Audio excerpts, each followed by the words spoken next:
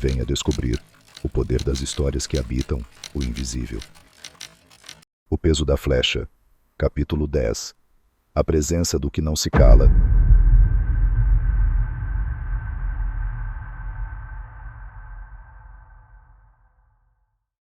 O corredor do segundo andar estava quase vazio. As luzes fluorescentes lançavam uma claridade impessoal sobre o piso encerado. Eu caminhava de volta ao plenário. Os passos estavam mais lentos do que o habitual, como se algo dentro de mim pedisse que eu adiasse, só um pouco mais, o que estava por acontecer. Foi então que vi uma mulher se aproximando em minha direção. Empurrava uma cadeira de rodas com esforço visível, mas com passos firmes. Os olhos estavam fundos, porém vivos. Na cadeira, um menino franzino, pele muito clara, cabelos densos, e um olhar de quem já vira o que não deveria ter visto. Ela parou diante de mim e disse: Doutor Saulo? Assenti, minha voz ainda presa na garganta. Ela continuou: Sou a mãe do Antônio, mas a gente chama ele de Tom. Sorriu com uma ternura cansada. Foi ele quem o senhor está defendendo de certa forma. Ele é o menino da flecha. O garoto estendeu a mão. Abaixei-me devagar, como se aquele gesto fosse um pequeno rito, cerimonial. O senhor é o promotor, né? Sou, Tom, respondi, apertando com cuidado aquela pequena mão. Mais cuidado do que eu já tivera com qualquer papel na vida. Ele me olhou nos olhos e perguntou, com a sinceridade brutal das crianças: Vai dar certo? Hesitei por um segundo. Então respondi com a voz mais humana que consegui encontrar em dias: Vai ficar tudo bem. A mulher não disse mais nada. Apenas assentiu. E seguiu com o filho, desaparecendo na esquina do corredor. Fiquei ali por um instante, imobilizado. Sentia-me pequeno, exposto, frágil. Naquela cadeira de rodas estava a presença viva daquilo que eu tentava traduzir em laudos, teses, argumentos. Ali estava o fato nu, sem véus. Respirei fundo. Ajeitei o paletó. Toquei o bolso interno, onde ainda guardava o guardanapo rabiscado, e segui. O salão do júri me aguardava, e com ele, algo que ninguém ainda esperava. O salão já estava repleto novamente. Jurados recompostos, plateia murmurante, imprensa atenta. O juiz ajustava papéis sobre a mesa. Os advogados retomavam suas pastas. Foi quando o oficial de justiça se aproximou do juiz com um bilhete dobrado. O magistrado leu com discrição. Franziu o senho. Então ajeitou-se na cadeira e bateu o pequeno martelo. Senhoras e senhores, antes de retomarmos os debates, recebi uma comunicação importante. A testemunha Manuel dos Santos, que já prestou depoimento nesta sessão, deseja fazer uma retratação formal. O salão silenciou, como se o ar tivesse sido retirado de dentro dele. Ordeno que a testemunha seja reconduzida imediatamente ao plenário. As portas se abriram. Manuel entrou. Não era mais o homem contido da primeira vez. Caminhava com o corpo curvado, os olhos vermelhos, os passos pesados. Segurava o boné como se fosse um objeto sagrado. Sentou-se na cadeira das testemunhas. E antes que alguém dissesse qualquer coisa, ergueu o rosto para o juiz e falou, a voz embargada: Excelência, eu preciso pedir perdão. Fez-se silêncio absoluto. Eu menti. Mentira feia. Mentira de medo. Manuel abaixou a cabeça. Depois continuou. Eu não devia ter feito isso, mas fiquei com medo de me envolver. Medo de ser preso. Medo de me complicar. Não sabia que ia doer tanto aqui dentro. Levantou o boné e apertou contra o peito. Eu quero contar a verdade. O juiz assentiu com um gesto. Eu permaneci em silêncio. Manuel respirou fundo e disse: Um tempo depois do acontecido, o Sr. Ethan me procurou. Disse que tinha umas coisas para jogar fora. Um saco grande, pesado. Disse que era só tralha velha, roupas, papéis, não sei o quê. Fez uma pausa. As mãos tremiam. Mas eu fiquei curioso.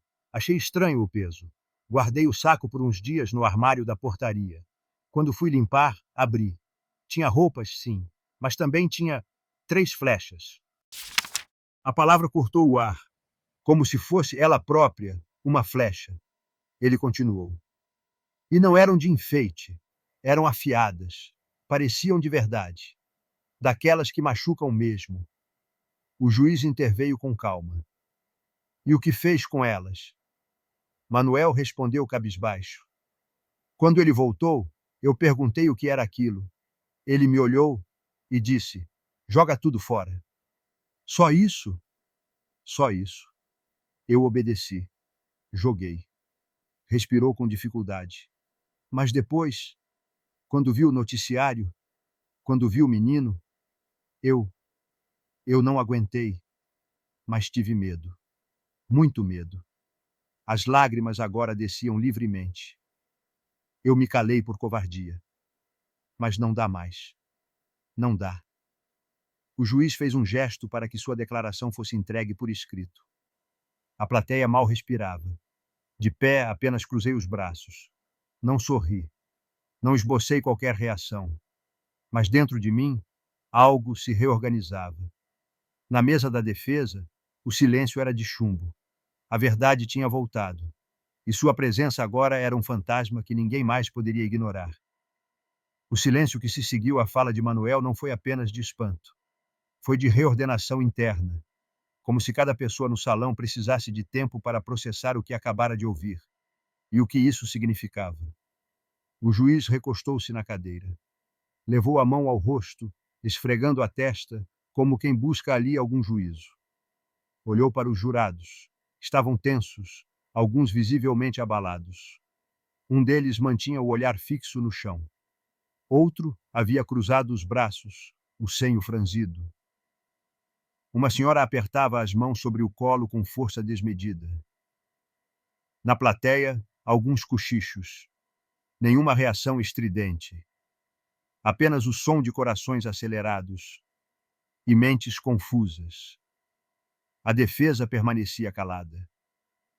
O advogado principal escrevia algo apressado num bloco. Outro trocava mensagens no celular.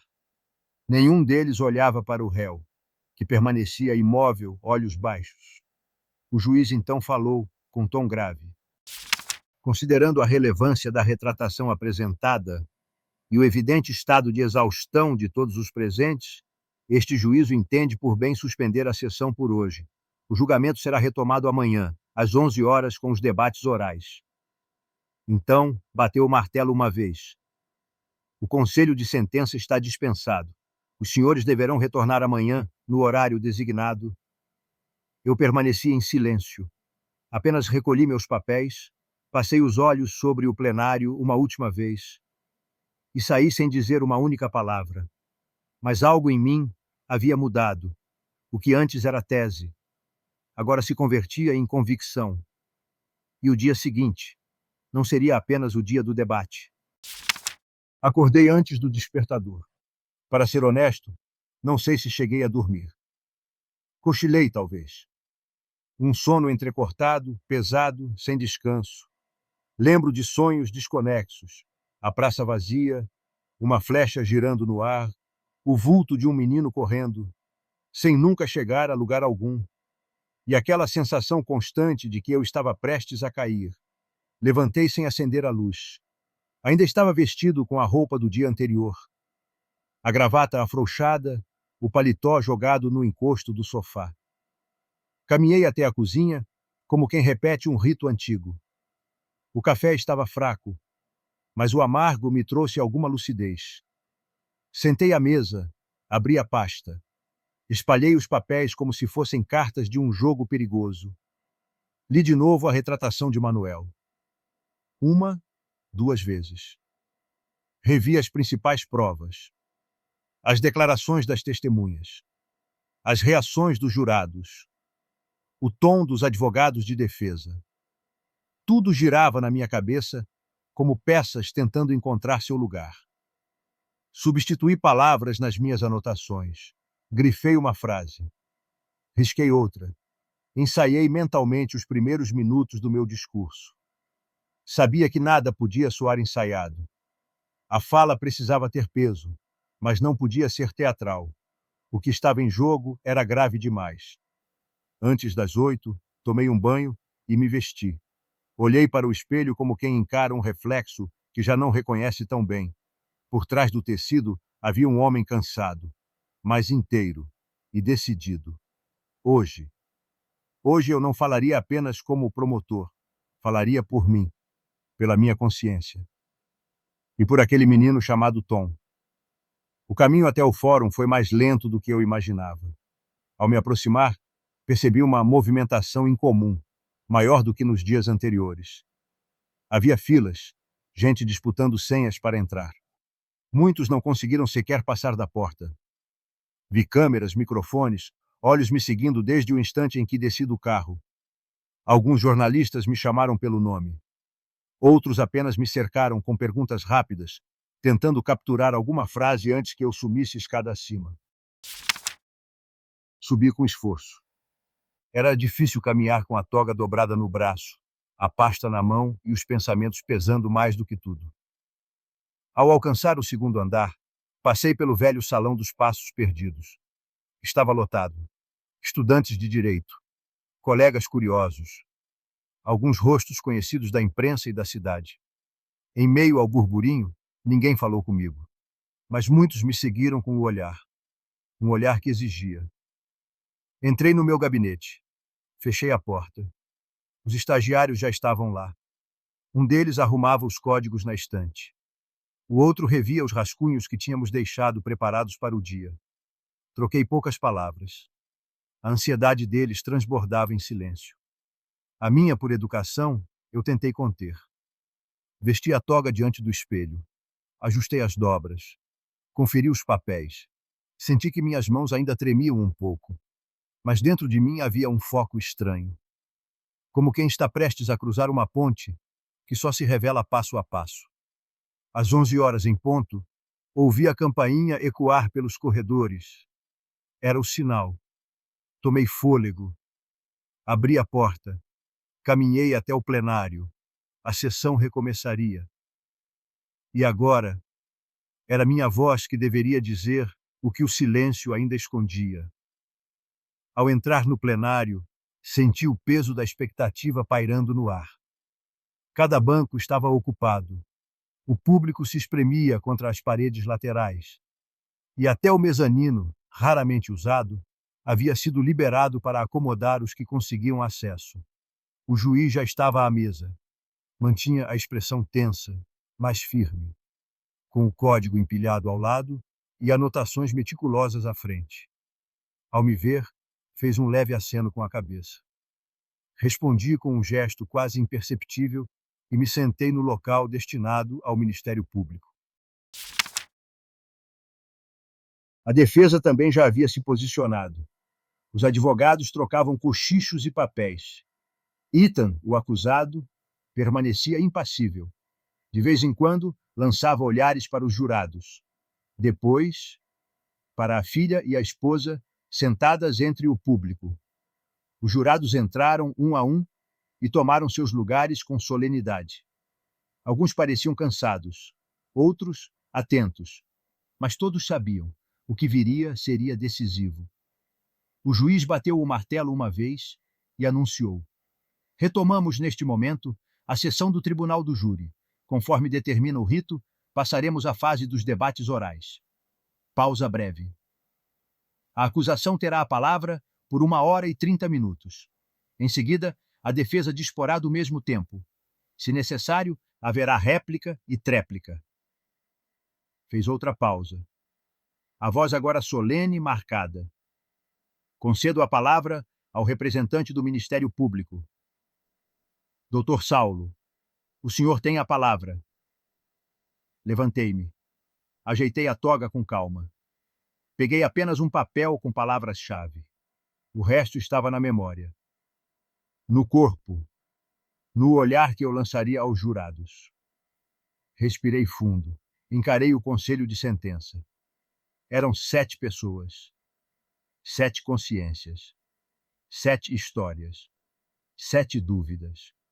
Peguei o papel e li novamente a denúncia, não por formalismo, mas como quem lê um antigo libelo.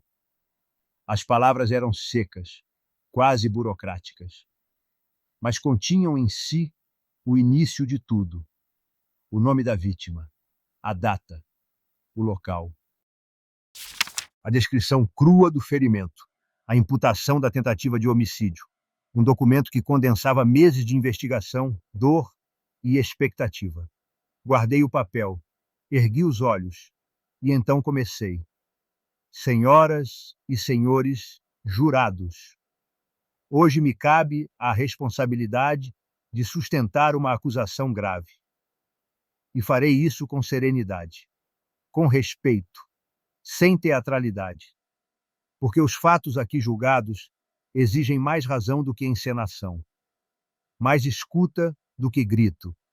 Falei de Ethan Callahan, o homem sentado à minha esquerda, cidadão estrangeiro, professor, pai de família, bem inserido na comunidade, respeitado por muitos de seus alunos, conhecido por seus vizinhos como alguém discreto, primário, sem antecedentes. Isso é importante. Isso precisa ser dito. Ethan é, sob vários aspectos, o retrato do homem comum. E é exatamente por isso que sua história é tão perturbadora. Porque não há uma linha clara que nos separe, senhores. Nenhum de nós está imune ao desatino, à quebra de si mesmo, à explosão de um instante, à irresponsabilidade que se manifesta sem aviso. Quantos crimes já não foram cometidos por homens e mulheres com perfis impecáveis? A literatura forense está repleta de casos assim. Homens que, por ciúme, por raiva, por frustração, por orgulho ferido ou simples desprezo pela vida alheia, atravessaram a linha e fizeram aquilo que, até então, ninguém imaginava que fossem capazes. Não estou aqui para ofender o réu. Não o chamarei de monstro. Não usarei adjetivos pejorativos. Isso não nos ajuda a entender o que ocorreu. Não estamos julgando sua alma, nem sua biografia. Estamos julgando um ato. Vamos aos fatos. Era a madrugada de 1º de janeiro. A cidade ainda acordava de sua noite de euforia. Aqui nesta praça, dezenas de jovens se reuniram para celebrar o novo ano. Música alta, fogos, vozes exaltadas.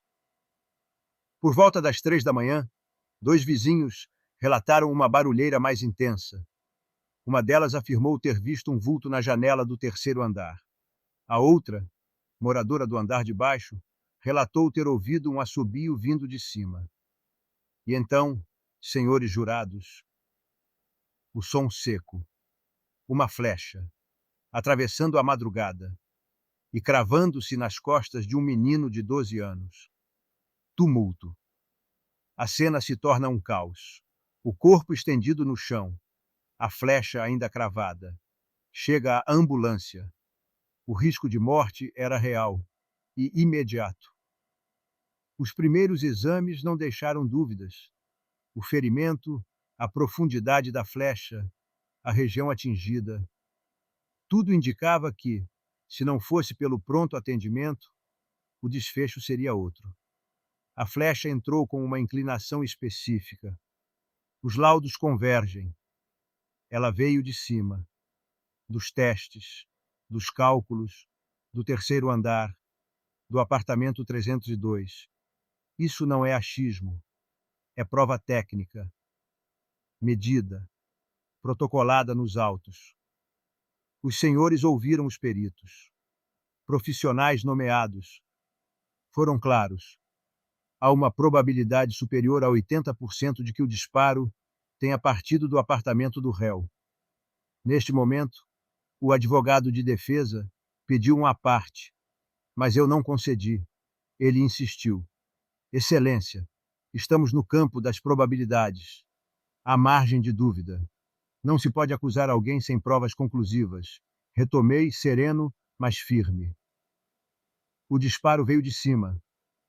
A perícia apontou 80% de chance de ter vindo do apartamento do réu. O vizinho ao lado estava vazio. O tipo de arma, raro. Arco e flecha. Poucos praticam. A testemunha Manuel retratou-se. Disse que encontrou 3 flechas cortantes entre os objetos do réu e que ele mandou se livrar delas. Isso, senhores jurados, é prova, é coerência, é responsabilidade. E agora o ponto mais delicado, a intenção. O que se discute aqui não é se o réu queria matar. É se, ao disparar, ele assumiu o risco. Se sabia que podia matar. E fez mesmo assim. Isso é dolo eventual. É o motorista que acelera em área escolar. O bêbado que dirige em rodovia. Ele não quer matar. Mas se matar, que seja. Ethan sabia que havia jovens ali embaixo. Sabia do risco. E simplesmente disparou. Respirei. Mas para que todos os presentes pudessem também respirar. Agora vejamos as qualificadoras. Primeiro, o motivo fútil. A algazarra de jovens incomodou o réu. Barulho. Isso bastou. Motivo insignificante. Segundo, a forma. A vítima foi atingida pelas costas. Nenhuma chance de defesa. Nenhum aviso. Por fim, a vítima. Um menino, 12 anos, menor de 14, protegido pela lei e pela ética. São 2 qualificadoras e uma circunstância agravante. Reais, vivas, presentes, senhores jurados. Minha função não é punir, é trazer os fatos, é mostrar que alguém cruzou a linha. E agora precisa responder por isso. A justiça não é para monstros, é para pessoas. Pessoas que, por impulso, egoísmo ou indiferença, agem com desprezo pela vida do outro. Os senhores viram tudo, ouviram todos, e agora decidirão, com consciência. Mal havia me sentado quando o advogado de defesa levantou-se. Excelência, requeremos um breve intervalo. O juiz assentiu com um aceno. Suspendo a sessão por 15 minutos. Retomaremos com a defesa. 15 minutos. Era o tempo exato para respirar fundo. Antes que começasse a segunda metade desse embate. Após o intervalo, voltamos aos nossos lugares. O clima no plenário estava diferente, mais carregado. As conversas sussurradas cessaram. Havia um silêncio denso, quase palpável. Os advogados de defesa se agitavam na tribuna, reorganizando papéis, consultando anotações, ajustando microfones. O juiz, sereno, retomou seu assento e, após soar a campainha, declarou com voz firme: dando sequência à sessão, passo a palavra à defesa para o início de sua manifestação. Levantou-se então o advogado mais velho da bancada. Um nome conhecido nos meios forenses. Homem de gestos calculados, voz imponente, retórica capaz de encantar plateias há décadas. Ajeitou a gravata com gesto lento. Olhou para o público, para o réu, para os jurados, como se estivesse se preparando para um duelo que exigia mais do que técnica, exigia alma. E começou com um tom grave. Senhores jurados, nas Termópilas, o general Leônidas, cercado por forças muito superiores, teria dito aos seus soldados, quando soube que as flechas dos inimigos ocultariam o sol: lutaremos à sombra. Pausa, silêncio, e então completou: é nesta sombra, senhores, que me cabe lutar hoje. Cumprimentou o juiz. A mim. Reverenciou o conselho de sentença com um sorriso contido. Depois, colocando as 2 mãos nos ombros do réu, afirmou com firmeza: aqui está um homem inocente, um pai, um professor, um cidadão e também uma vítima vítima de uma investigação precipitada, vítima da imprudência do Ministério Público. A plateia mal respirava. Com habilidade, o advogado discursou sobre a violência da cidade, os porões do Estado, a corrupção que fragilizava a confiança pública. Disse que era fácil eleger um culpado quando se precisava oferecer uma cabeça à opinião pública. Falou das qualidades do réu, o homem honrado, o professor querido, o pai amoroso. Afirmou que sua personalidade íntegra não combinava com o ato bárbaro que se lhe atribuía. Reconstruiu os fatos com outra lente. Nada, segundo ele, era tão claro. Tudo era dúbio, improvável. Leu laudos e depoimentos na íntegra. Relatou cada termo, cada detalhe, numa estratégia clara, diluir a contundência dos fatos em um mar de minúcias. Atacou a prova pericial. Não se pode condenar alguém com base em probabilidades. A dúvida é soberana. A dúvida protege o inocente. Ergueu o laudo particular da defesa. Trouxemos nosso próprio laudo, assinado por peritos renomados. Nele se afirma que o disparo poderia ter vindo de qualquer ponto, não apenas do apartamento do réu. Mudou o tom. Citou doutrina, jurisprudência, erros históricos. Falou do caso Dreyfus, dos irmãos Naves. Ergueu um livro grosso. Aqui, nesta pesquisa acadêmica, está demonstrado mais de 40% das condenações criminais são revistas pelos tribunais superiores. O erro é humano. Mas quando se trata da liberdade de um homem, o erro é imperdoável. A oratória era potente. A retórica envolvente. E eu, mesmo calejado por anos de júri, sabia reconhecer. O advogado era brilhante. E naquele momento, sua sombra pairava sobre o plenário. No auge de sua fala, pediu uma parte. O juiz olhou para ele. E ele concedeu, com relutância disfarçada por polidez. Pois não, Excelência. Levantei-me. Doutor, ouvi com atenção sua exposição. O senhor afirmou que nossa acusação se baseia em probabilidades. Disse que 40% das decisões do júri são reformadas nas instâncias superiores. Então, permita-me uma dedução simples. 60% são confirmadas. 60%. Dei uma pausa. E convenhamos, muitas das reformas se referem a aspectos técnicos. Excesso de pena, nulidades processuais, falhas do juiz togado, não do júri. Os jurados trocaram olhares. Risos contidos se espalharam pela plateia. O advogado da defesa, constrangido, agradeceu e tentou retomar o fio do discurso. Mas o momento de ápice havia passado. Ele prosseguiu, repetindo argumentos sobre a dúvida, pedindo cautela, exaltando o peso da decisão. Mas, curiosamente, não enfrentou a retratação de Manuel. Não apresentou álibi consistente. Nem rebateu a tese de dolo eventual. Quando terminou, o silêncio foi pesado. Nem o público, até então simpático, aplaudiu. O juiz então se voltou a mim. Doutor Saulo, deseja fazer uso da réplica? Levantei-me. Sim, Excelência, e me dirigi ao júri. Senhoras e senhores, retorno não para repetir, mas para reafirmar a responsabilidade que pesa sobre nós. A defesa exaltou a dúvida. Mas aqui não há dúvida razoável.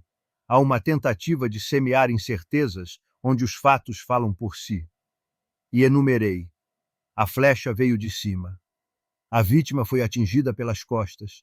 O disparo partiu do apartamento do réu. O vizinho ao lado estava fora do país. O réu possuía flechas cortantes. O porteiro confirmou, em retratação formal. O réu mandou se livrar delas. Dúvida razoável protege o inocente. Dúvida fabricada protege apenas o culpado. E continuei. E há 2 pontos que merecem atenção. Primeiro, O acusado recusou-se a revelar os nomes de quem estaria em sua casa na noite dos fatos. Por quê? Segundo, seu depoimento em juízo divergiu da versão dada à polícia. Horários, presenças, contradições. Quem fala a verdade, senhores, não hesita. Fechei meu caderno. Aqui não se pede condenação por suposição. Pede-se que se veja o que está diante dos olhos. Encerrada minha fala, o juiz se voltou à defesa. A defesa pretende fazer uso da tréplica. Após breve troca de olhares, o advogado mais jovem se levantou. Disse que usariam, sim, de forma breve. Em passagem rápida, quase como quem joga uma dúvida ao vento, questionou a tese do dolo eventual. Disse que era controversa, não pacificada na jurisprudência, mas evitou rebater as questões trazidas por mim. Nem mencionou a omissão do réu, nem as divergências de depoimento. Quando terminou, o plenário mergulhou em um silêncio ainda mais pesado. Um silêncio final. Agora sim, os debates estavam encerrados. Continua no próximo capítulo.